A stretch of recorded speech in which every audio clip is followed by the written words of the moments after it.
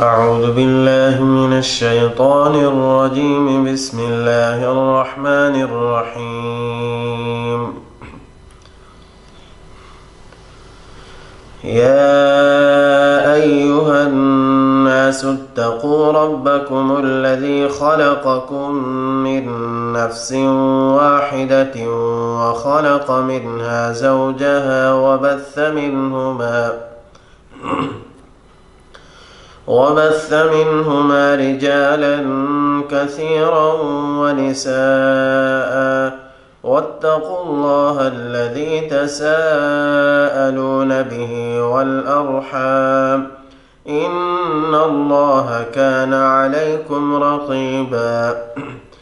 وآتوا اليتامى أموالهم ولا تتبدلوا الخبيث بالطيب ولا تأكلوا أموالهم إلى أموالكم إنه كان حوبا كبيرا.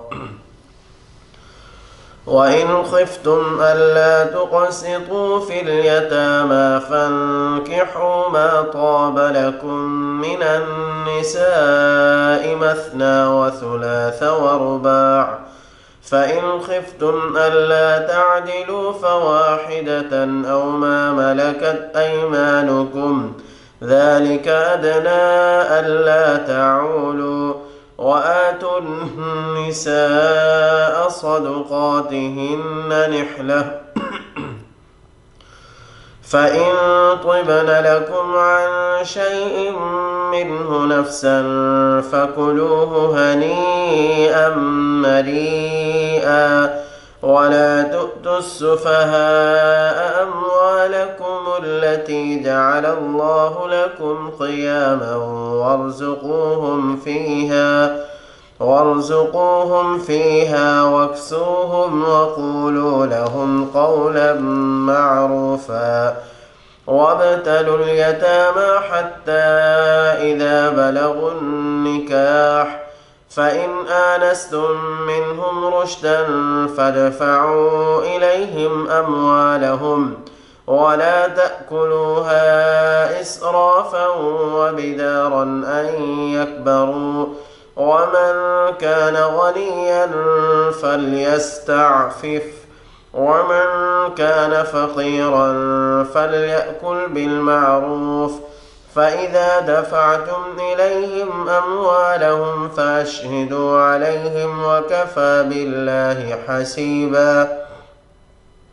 للرجال نصيب مما ترك الوالدان والأقربون، وللنساء نصيب مما ترك الوالدان والأقربون مما قل منه أو كثر نصيبا مفروضا. وإذا حضر القسمة أولو القربى واليتامى والمساكين فارزقوهم منه وقولوا لهم قولا معروفا. وليخشى الذين لو تركوا من خلفهم ذرية ضعافا خافوا عليهم فليتقوا الله وليقولوا قولا سديدا.